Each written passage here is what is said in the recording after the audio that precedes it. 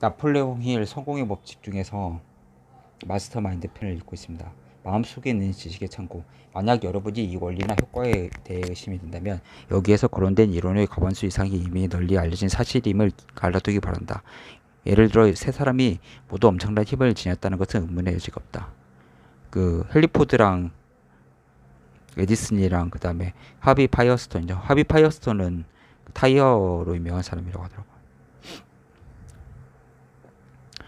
또한 그들이 부자라는 것도 널리 알려졌으며 처음에는 이렇다 할 자본이나 교육 혜택도 별로 받지 못한 상태에서 시작됐다는 것도 잘 알려진 사실이다.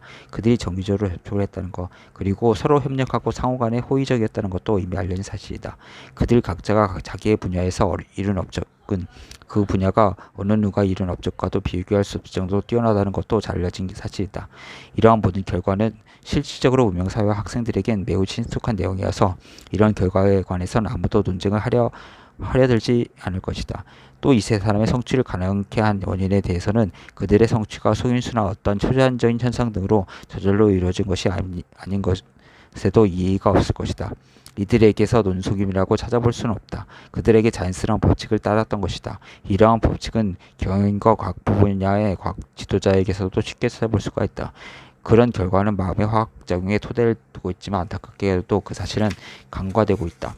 마음의 화학작용은 과학자들로부터 아직까지 충분히 검증되지 않아서 그 증명된 법칙의 대열에 합류하지 못한 까닭이다.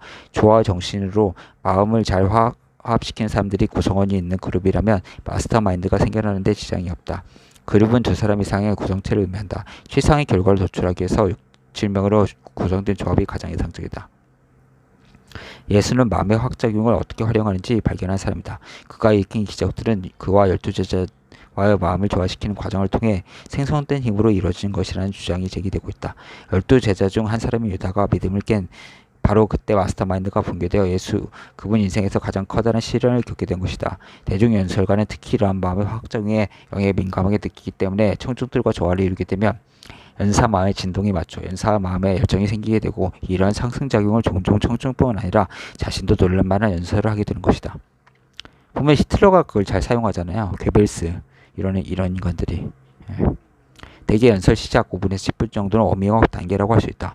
이 단계는 연사와 청중의 마음이 완벽한 조화 정신으로 섞여 들어가는 과정에 소요되는 시간이다. 연설자는 이러한 완벽한 조화 상태에서 청중에게 실현시키지 못하면 어떻게 되는지를 잘 알고 있다.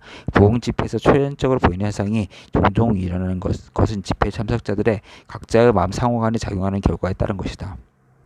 뭐 성령, 은사, 기적 이런 게 일어나죠. 이러한 현상은 대개 10분에서 20분 사이에 일어나기 시작하는데 이 정도 시간이 그 자리에서 참석한 사람들의 마음에 조화 혹은 화합하는 데 필요한 시간이기 때문이다. 부흥 집회의 신도들이 접수하는 메시지는 대략 다음에 두 곳에서 기원한다고 볼 수 있다. 첫째, 그룹 내 구성원의 무의식적인 창고에서, 둘째, 모든 사고의 진동이 보존되어 있는 에테르의 우주 창고에서 비롯됐다고 볼 수 있는데 후자의 경우일 가능성이 매우 높다.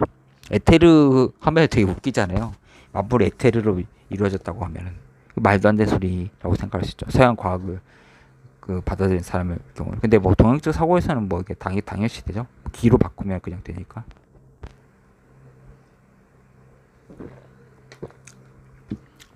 특히 과거 존재했던 사람들과의 의사소통에 대해서는 현재의 어떤 이론도 이를 증명내지 못하고 있다. 마음의 화학작용 원리를 통해 다른 사람의 마음속에 있는 지식의 창고를 탐험할 수 있을 뿐만 아니라 아카식 레코드였죠. 내가 얘기하려고 하는 게 우주의 모든 그런, 그러니까 도서관처럼 우주의 모든 기록이 거기에 저장되어 있는 거죠. 그러니까 소설가나 어떻게 보면 천재들은 거기에 있는 것들 이제 자유롭게 꺼내 쓰는 거죠. 남의 그 아카식 레코드에 있는 걸 빌려서. 저는 그게 있다고 생각을 해요. 왜 그러냐면 어떻게 보면 비슷한 시대에 동시에 그런 것들이 일어나게 되잖아요. 그래서 뭐 미분 같은 경우도 라이프니츠랑 뉴턴이 같이 동시대 했잖아요. 물론 이제 두 사람 중에 서로 것을 베꼈을 수도 있지만 비슷비슷하게 생기잖아요. 예를 들어서 뭐 벨도 뭐 다른 사람이랑 전화기 발명할 때 똑같이 했는데 벨이 좀 더 빨리 특허 등록했잖아요. 그런 것처럼 어떻게 보면 비슷비슷하게 이렇게 그 발명 같은이나 발견이 이루어지기도 하죠. 예. 아카식 레코드 한번 검색해 보세요. 사고의 파장처럼 주파수가 높고 좀 더 정교한 진동의 경우에는 에테르에 보존되어 있으며 이는 생성되거나 소멸되지 않는다는 이론이 있다. 이처럼 불현이 늘 떠오르는 어떤 종류의 진동은 에테르에서 채집되고 흡수되어 영원히 존재한다고 보는 것이 타당하다. 이에 비해 파장이 낮은 진동의 경우 아마도 일반 생명체와 같이 생성되고 소멸될 것이다. 소위 천재라고 불리는 사람들도 우주의 에테르에 기록되어 있는 거대한 지식의 보고에 접촉함으로써 그들 마음의 진동을 가동시켜 다른 마음들과 연대를 형성함으로써 궁극적 명성을 얻게 되었을 것이다.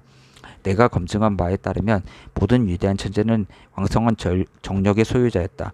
어떻게 성적 결함이 가장 강력한 마음의 촉진제라는 사실로부터 현재 기술하는 이론적 근거를 찾을 수가 있다. 뭐 대통령이나 정치가 뭐 이런 사람도 마찬가지죠. 뭐 예술가는 뭐 말할 것도 없고. 사람들은 남들의 한계를 발견하게 되면 그들에 대한 행비를 잃게 된다. 모든 원인은 한계에서 기인한다. 당신이 그 한계를 인식하는 순간 그는 매력을 잃고 만다. 에머슨.